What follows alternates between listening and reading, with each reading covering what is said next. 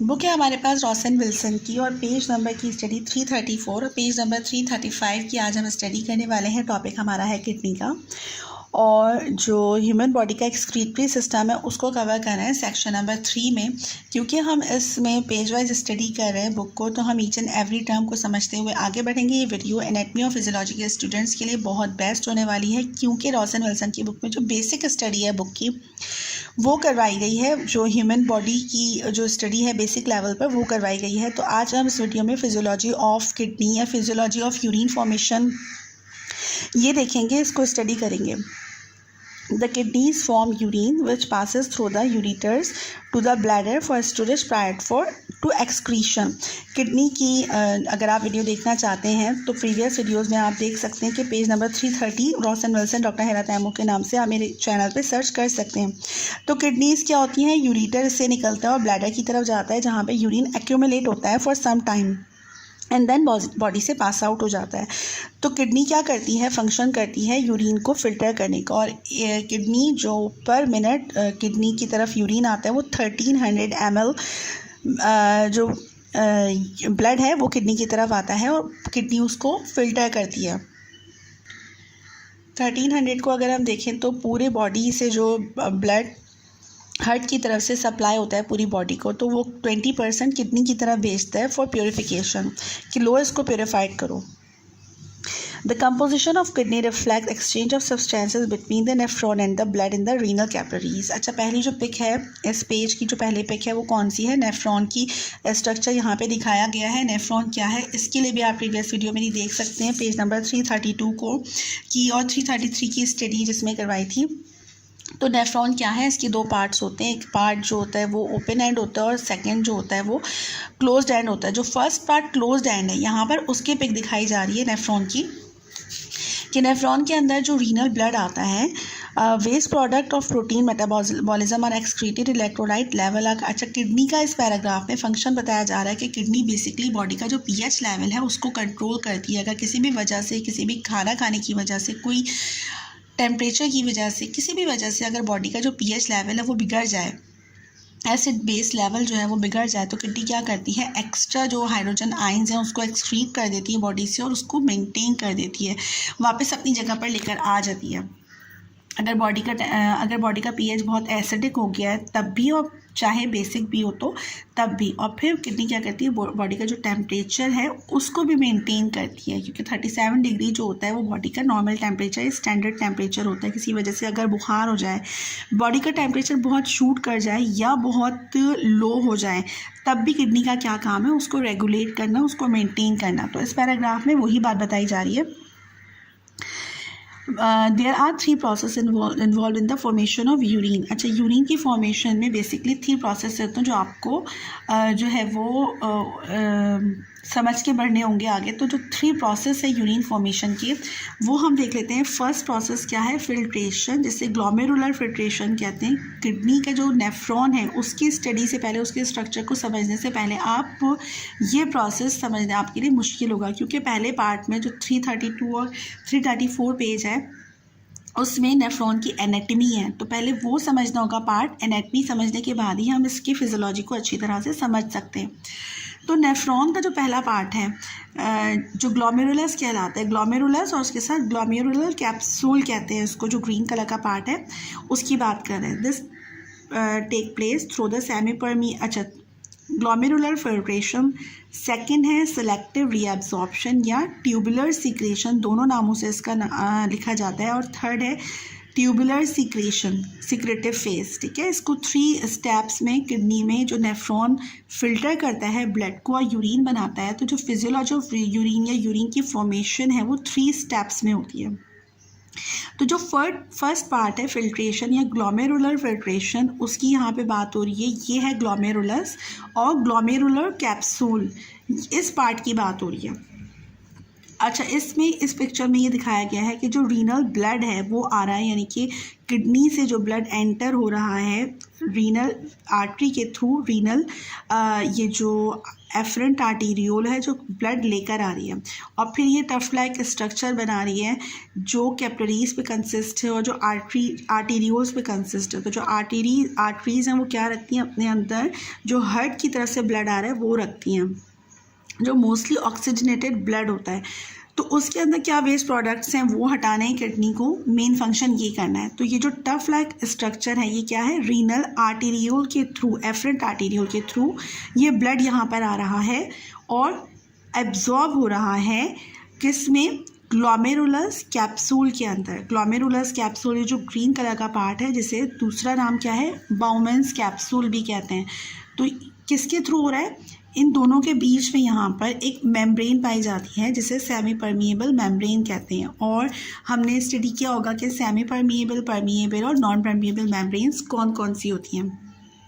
तो किडनी का जो ग्लोमेरुलस और ग्लोमेरुलस कैप्सूल है इसके बीच में एक मेम्ब्रेन पाई जाती है जिसे सेमी परमिएबल मेम्ब्रेन कहते हैं, जो फिल्ट्रेशन का काम करती है। तो जो ब्लड इसके अंदर होता है ग्लोमेरुलस के अंदर वो सेमी परमिएबल के थ्रू यहाँ पर आ जाता है ग्लोमेरुलस कैप्सूल के अंदर, और ये ग्लोमेरुलस कैप्सूल आगे जाके कन्वोल्यूटेड टिब्यूल्स बना रही है। जो नेफ्रॉन का स्ट्रक्चर था वो ये देख सकते हैं हम कि किडनी इसका हाफ पार्ट कह लो या इसको जूम इन करके कह लो, तो यहाँ पर उसकी पिक्चर दिखाई गई है।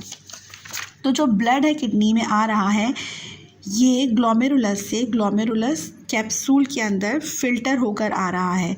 तो ये जो बीच में एक फिल्ट्रेशन मेम्ब्रेन है इसके थ्रू आ रहा है, और इसकी क्या स्ट्रक्चर है, यहाँ पर मैंने कुछ नोट्स बनाए हैं। तो इसका स्ट्रक्चर कैसा है कि ये जो लाइनिंग है ये है ग्लोमेरुलस के सेल्स हैं यहाँ पे जो एपिथेलियम सेल्स हैं, और ये है ग्लोमेरुलस कैप्सूल के सेल्स हैं। तो इसका स्लाइटली थोड़ा सा डिफरेंट है, इसका जो स्ट्रक्चर है दोनों एपिथेलियम सेल पे कंसिस्ट होता है। ये जो बीच की लाइनिंग है ये सेमी परमिएबल मेम्ब्रेन है जो पोरस होती है। पोरस मीन्स इसके अंदर से जो है वो फिल्टर हो सकता है, इसके थ्रू गुजर सकता है, पास आउट हो सकता है जो सब्सटेंस है। जो ग्लोमेरुलस का सेल्स हैं एपिथेलियम सिंपल सेल्स हैं, लेकिन ये जो सेकंड है ये इसका जो स्ट्रक्चर है ये फीट लाइक अपीयरेंस है, लाइक जैसे किसी ने पकड़ा हुआ है, जिसने ऐसे करके अपीयरेंस है कि किसी ने पकड़ा हुआ है। It's like feet like structure है जिसको सीडोसाइट्स कहते हैं, फोडोसाइट्स कहते हैं। जो पेडिकल्स है इसके थ्रू पकड़ा हुआ है, ये ग्लोमेरुलस है, ग्लोमेरुलस कैप्सूल है। तो सारा ब्लड फिल्टर होकर यहाँ पर आ गया, तो इसे फिल्ट्रेशन मेम्ब्रेन के थ्रू आया। उसके बाद को यहाँ पे एक्सप्लेन किया गया है, this take place through semi permeable wall of the glomerulus. इसी की बात करें, फिल्ट्रेशन जो वॉल है सेमी परमिएबल है एंड ग्लोमेरुलर कैप्सूल, इन दोनों के बीच का जिक्र हो रहा है। Water and other small molecule passes through although some are reabsorb later. अच्छा, जितने भी ब्लड है वो यहाँ पर आया, जिसमें वाटर भी है, ब्लड प्लाज्मा है, वो इसके अंदर पूरा आ गया, और ग्लोमेरुलस कैप्सूल से वो आगे जो कन्वोल्यूटेड टिब्यूल्स हैं वहाँ पे गया, एंड देन फर्दर वो रीअब्सॉर्ब होगा, और वो पूरा प्रोसेस जो है वो यहाँ पे बताया जाएगा further. Blood cell, plasma protein and other large molecules are too large to filter through this and therefore remain in the capillaries. अच्छा, कुछ ऐसा वाटर है ब्लड प्लाज्मा के अंदर ब्लड के अंदर कुछ ऐसे आयंस हैं जो इस बाउमेंस कैप्सूल के अंदर फिल्टर नहीं हो पाए, और वो इफरेंट आर्टीरियोल के थ्रू जो सेकेंड पार्ट है वहाँ चले गए, और जो इफरेंट आर्टीरियोल्स हैं वो आगे जाके पेरिटिब्यूलर आर्टीरियोल्स बनाएंगी। तो पेरिटिब्यूलर जो आर्टीरियोल्स हैं वो अगेन इसी से जाकर मिलेगी, बाउमेंस कैप्सूल से जाकर मिलेगी, लेकिन वो आगे का प्रोसेस है, पहले यहाँ पर देखते हैं, उसी को एक्सप्लेन यहाँ पे किया जा रहा है। The filtrate in the glomerulus is very similar in composition to plasma with the important exceptions of plasma protein and blood cells। तो जो plasma protein और blood cells हैं वो glomerulus के अंदर ही रहेंगे क्योंकि ये larger molecules हैं। Filtration take place because there is a difference between blood pressure in the glomerulus। इसकी बात कर रही है, जो filtration है इसका जो osmotic pressure है वो different है, वो high है देन ग्लोमेरुलस कैप्सूल के, इसीलिए तो इसके मॉलिक्यूल यहाँ पर आएंगे ना। जब हमने केमिस्ट्री पढ़ा तो ये देखा था कि जो ऑस्मोटिक प्रेशर होता है, ऑस्मोसिस का जो प्रोसेस होता है वो ज़्यादा प्रेशर की तरफ से लोअर प्रेशर की तरफ जाता है, जहाँ पे हाई ऑस्मोटिक प्रेशर होता है वहाँ से लो ऑस्मोटिक प्रेशर की तरफ जाते हैं जो आयंस होते हैं, जो सब्सटेंसेस होते हैं। तो सेम यही प्रोसेस इसके अंदर होता है। जो ब्लड एंटर हुआ है ग्लोमेरुलस के अंदर उसका ऑस्मोटिक प्रेशर हाई है देन ग्लोमेरुलस कैप्सूल के। इसका ऑस्मोटिक प्रेशर कितना होगा? जो एंटर हो रहा है ग्लोमेरुलस में ब्लड वो होगा 60 mmHg जो इसका ऑस्मोटिक प्रेशर होगा। और जो ग्लोमेरुलस कैप्सूल है इसका ऑस्मोटिक प्रेशर ओनली 15 mmHg होगा। तो क्योंकि ये बहुत कम इसका ऑस्मोटिक प्रेशर है तो सारे आयंस इसके यहाँ पर मूव कर जाएंगे। जो ग्लोमेरुलस के अंदर प्रेशर है इसे कैपिलरी हाइड्रोस्टैटिक प्रेशर कहेंगे, और जो ग्लोमेरुलस कैप्सूल के अंदर है इसको फिल्ट्रेट हाइड्रोस्टैटिक प्रेशर कहेंगे या फिल्ट्रेट ऑस्मोटिक प्रेशर कहेंगे। क्यों कहेंगे? क्योंकि फ़िल्टर होकर आया है ना, तो जो कंपोनेंट्स यहाँ पे मौजूद है वो फिल्ट्रेट कहलाएंगे, फ़िल्टर हो चुके हैं। तो फिल्ट्रेट हाइड्रोस्टैटिक प्रेशर जो है वो कम होगा देन कैपिलरीज हाइड्रोस्टैटिक प्रेशर के। तो इस पैराग्राफ में वही चीज़ एक्सप्लेन की जा रही है। The volume of filtrate form from by both kidney each minute is called glomerular filtration rate. अब यहाँ पे हमें डेफिनेशन मिल गई कि GFR क्या होता है। आपकी क्वेश्चन आ सकता है, आपका शॉर्ट क्वेश्चन आ सकता है, वाइवा में भी ये बहुत इंपॉर्टेंट क्वेश्चन है, ये MCQs भी आ सकता है कि GFR को एक्सप्लेन करो। तो बेसिकली GFR या ग्लोमेरुलर फिल्ट्रेशन रेट क्या होता है कि किडनी हर मिनट जो है वो कितना जो ब्लड है उसको फ़िल्टर कर रही है, ग्लोमेरुलस के अंदर फ़िल्टर कर रही है। और यहाँ पर एक स्टैंडर्ड रेट भी दिया गया है कि जो हेल्दी किडनी है वो कितना 125 मिलीलीटर जो ब्लड है पर मिनट उसको फ़िल्टर करती है, और 180 लीटर्स जो है वो जो 24 आवर है उसमें 180 लीटर बोथ किडनी की अगर हम बात करें तो 180 लीटर पर आवर जो है किडनीज वो फिल्टर करती हैं। तो GFR किडनी का ये बनता है। अगर कोई किडनी का पेशेंट लगता है और उसका GFR का टेस्ट करवाते हैं तो यही चीज़ देखते हैं कि इसकी किडनी जो है फर्स्ट स्टेप में, बिल्कुल बेसिक स्टेप में कर क्या रही है, वो आया तो ब्लड फिल्टर कर रही है, यूरिन बना रही है प्रॉपर या नहीं बना रही है। तो इसके स्टैंडर्ड रेट से पता चलता है।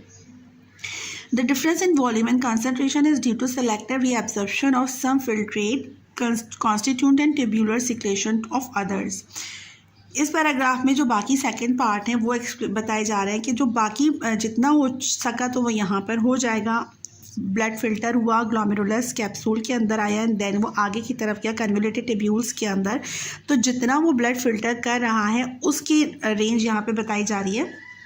और ये क्या होता है? Auto regulation renal blood flow is protected by a mechanism called auto regulation. ये जो ब्लड है ये ऑटोनॉमिक नर्वस सिस्टम के अंडर कंट्रोल होता है, इसमें इंसान का अपना अमल नहीं होता। जो ह्यूमंस हैं उनका अपना जो सोच है या वॉलंटियर मसल्स हैं वो नहीं होते, इनवॉलंटियरली ये वर्क हो रहा होता है सारा। तो इसको ऑटो रेगुलेशन सिस्टम कहते हैं, whereby renal blood flow is maintain at a constant pressure across a wide range of systolic blood pressure from around 80 to 200 mmHg। तो सिस्टोलिक और डायस्टोलिक प्रेशर जो है ब्लड प्रेशर उसको भी आप देख सकते हो, मेरी वीडियो मौजूद है मेरे चैनल पर। तो अगर सिस्टोलिक प्रेशर का जो कम या ज़्यादा होना है वो किडनी के वर्क पर असरअंदाज होता है। Auto regulation operate independently of nervous control, ये अपने तौर पे काम करता है। ये जो सिस्टम है किडनी का ब्लड को फिल्टर करने का, हाँ नर्वस सिस्टम के अकॉर्डिंग नहीं होता लेकिन ब्लड प्रेशर के अकॉर्डिंग ज़रूर होता है। If the nerve supply to renal blood is interrupted, अगर किसी भी वजह से रीनल ये जो किडनीज़ के नर्व्स हैं इसकी सप्लाई रुक जाए, किसी भी वजह से वहाँ पे जो नर्वस सिस्टम है उससे कांटेक्ट ना हो, auto regulation continue to operate it, यानी कि अगर कोई पर्सन है उसका नर्वस सिस्टम से राब्ता मुनक़ता हो गया किसी भी रीज़न, किसी भी शॉक की वजह से, कोमा की वजह से, कोई सदमे की वजह से, कोई एक्सीडेंट की वजह से, तो किडनी क्या करेगी? अपना फंक्शन करती रहेगी। जो नेचर ने किडनी को डिज़ाइन किया है वो इसी पैटर्न पे किया है कि चाहे तो बंदा ये जो पर्सन है वो चाहे तो अपने कॉन्शियस में है या नहीं है, आपको अपना वर्क करना है, अपना जो काम है वो करते रहना है, सो दैट बॉडी का टेम्परेचर मेंटेन रह सके और बॉडी स्टेबल कंडीशन में रह सके। तो ये नेचर ने इस तरह से डिज़ाइन किया है। If the nerve supplied okay, it is therefore a property inherent in renal blood vessels. It may be stimulated by changes in blood pressure in the renal arteries or by fluctuating levels of certain metabolites. Prostaglandins hormone एक है उस in severe shock when the systolic pressure fall below than 80 mm per Hg. ये जो systolic है इसे हम उर्दू ज़बान में नीचे का ब्लड प्रेशर कहते हैं। अगर ये किसी भी वजह से शॉक की वजह से जो है वो अगर 80 mm पर Hg से कम हो जाए देन ऑटो रेगुलेशन सिस्टम जो है फिर वो अपना जो है उसका काम वो थोड़ा सा डिस्टर्ब हो जाएगा। And renal blood flow and the hydrostatic pressure decreases, impairing filtration within the nephrons. ये डिस्टर्ब हो जाएगा। सेलेक्टिव रीअब्जॉर्प्शन सेकेंड फेज है या इसे ट्यूबुलर रीअब्जॉर्प्शन कहते हैं। ट्यूब्यूल्स यानी कि ग्लोमेरुलस जो ग्लोमेरुलस कैप्सूल है ये आगे जाके क्या बना रही है, ये ट्यूब्यूल्स बना रही है। यहाँ पे बाकी जो है नेफ्रॉन का ये जो पार्ट है यहाँ पर रीअब्जॉर्प्शन होगी, सेलेक्टिव रीअब्जॉर्प्शन, यानी कि जो ब्लड फिल्टर हुआ वो ग्लोमेरुलस से ग्लोमेरुलस कैप्सूल के अंदर आया एंड देन अब क्या हुआ, जो ब्लड ने फर्दर रीअब्जॉर्प्शन की वो किडनी के इस पार्ट में की है।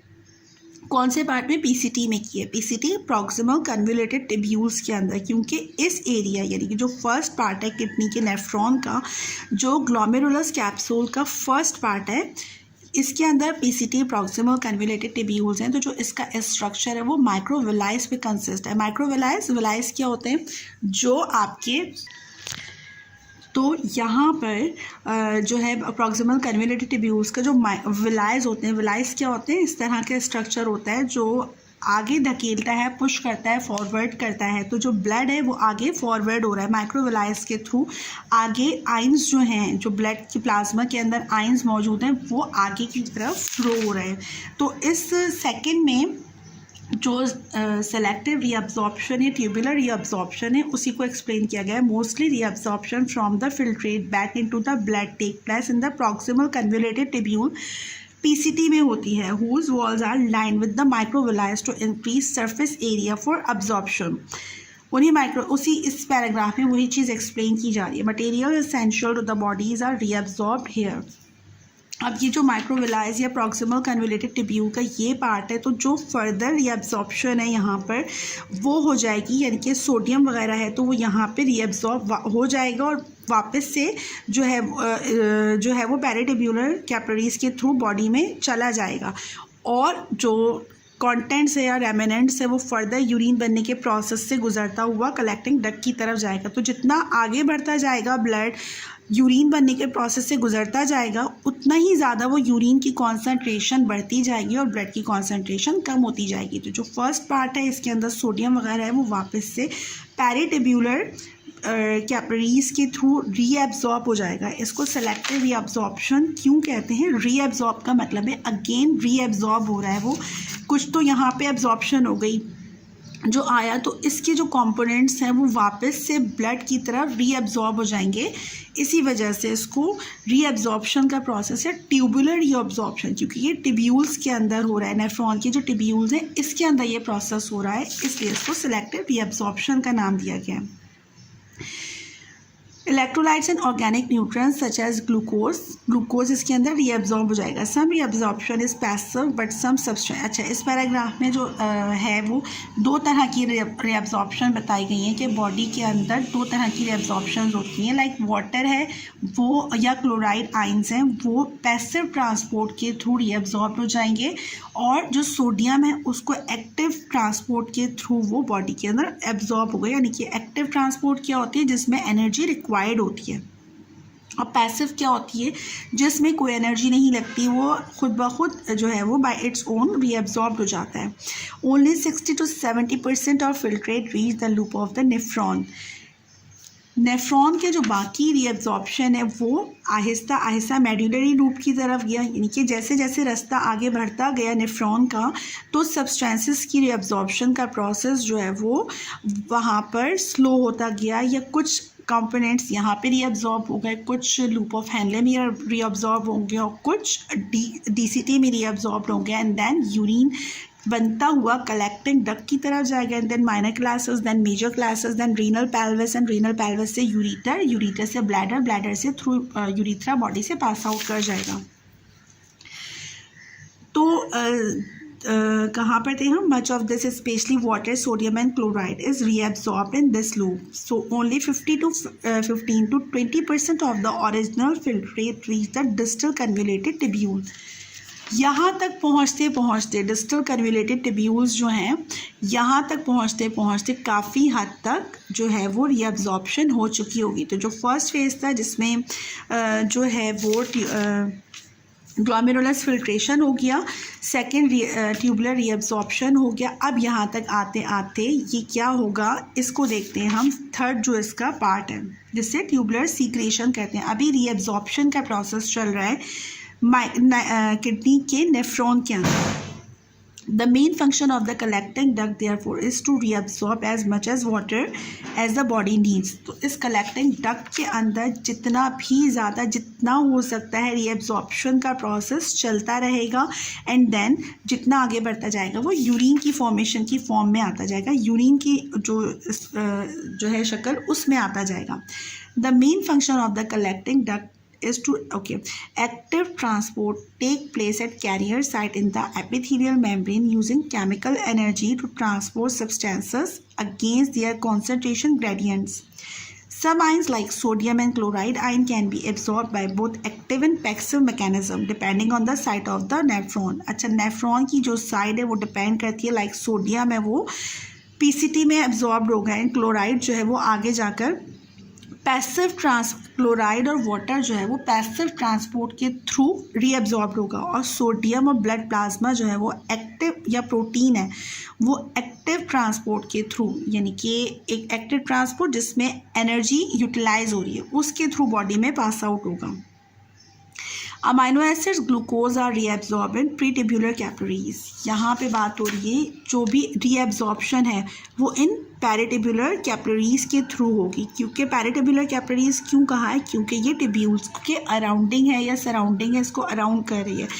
तो ये रीअब्जॉर्प्शन यहीं से ही यहाँ पर चली जाएगी पैराटिब्यूलर कैपिलरीज की तरफ। सोडियम है वो यहाँ टिब्यूल से निकला और यहाँ पे चला गया, एंड देन क्लोराइड है वो यहाँ चला गया और ब्लड के अंदर वापस से शामिल हो जाएगी। दैट्स व्हाई इसको रीअब्जॉर्प्शन कहते हैं।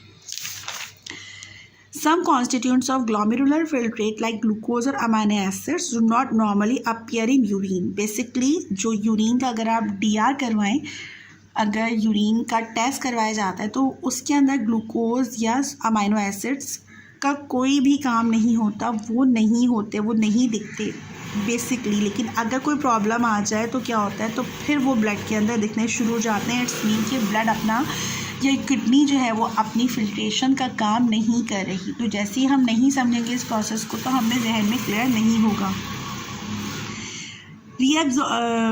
because they are completely reabsorbed unless blood level are excessive। excessive मतलब blood level अगर किसी भी वजह से शुगर है या ब्लड प्रेशर हाई है तो उस सूरत में तो ये किडनी में प्रॉब्लम आ सकता है और फिर वो उसको रीअब्जॉर्ब या एब्जॉर्ब नहीं करेगी, एंड दैट्स वो फिर वो यूरिन में शो होगा। लेकिन अगर नॉर्मली देखा जाए तो किडनी में ग्लूकोज या अमीनो एसिड्स अपेयर नहीं होती। Reabsorption of nitrogenous waste products such as urea, uric acid and creatinine is very limited। The kidney's maximum capacity for reabsorption of a substance। अच्छा, इस पैराग्राफ में ये बताया गया है कि जो किडनी का सेकंड पार्ट है जहाँ पर सोडियम, लाइक इसमें सोडियम आइंस के बारे में बताया है कि बेसिकली सोडियम जो है अगर कन्वोल्यूटेड टिब्यूल्स के अंदर जितना इसके अंदर स्पेस होगी वो तो एब्जॉर्ब हो जाएगा, लेकिन जो एब्जॉर्ब नहीं होगा वो बॉडी में से पास आउट हो जाएगा और DCT की तरफ चला जाएगा। तो लेकिन एब्जॉर्ब तो होगा सोडियम, लेकिन उतना ही होगा जितनी इसके अंदर कैपेसिटी होगी।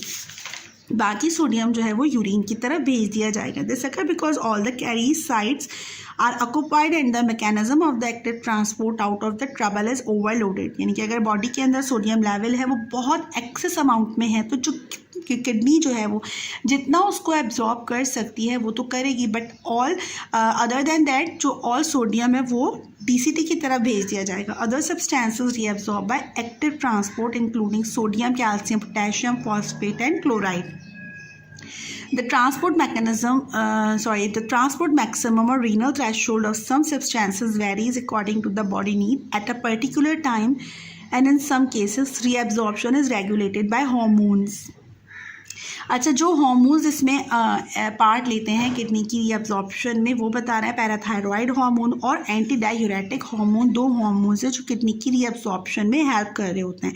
This come from the parathyroid glands and together with calcitonin form the thyroid gland, regulate the reabsorption of calcium and phosphate from the distal collecting tubules. यहाँ पे DCT की बात हो रही है. यहाँ पर जो पैराथायरॉयड हार्मोन है वो एक्ट करते हैं और उसको रीअब्जॉर्प्शन में हेल्प कर रहे होते हैं सोडियम आइंस को. Anti diuretic hormone also known as ADH. This is secreted by the posterior lobe of the pituitary gland. ये क्या करते हैं, दो तरह के ग्लैंड्स इसमें एक्ट करते हैं, पैराथायरॉयड ग्लैंड और पिट्यूटरी ग्लैंड जो है वो एक्ट करते हैं इसके किडनी के अंदर रीअब्जॉर्प्शन में and increase the permeability of the DCT, distal convoluted tubule and collecting tubule, increasing water reabsorption. Secretion of anti diuretic hormone is controlled by negative feedback system. दो तरह के फीडबैक सिस्टम होते हैं हमारी body के अंदर, negative और positive feedback system. जब हमारी बॉडी का जो ऑस्मोटिक प्रेशर है वो इंक्रीज़ कर जाता है ब्लड का, तो जो हाइपोथैलेमस है वो क्या करता है, पिट्यूटरी ग्लैंड को ये मैसेज देता है कि ADH या एंटी डायूरेटिक हार्मोन को रिलीज़ करो.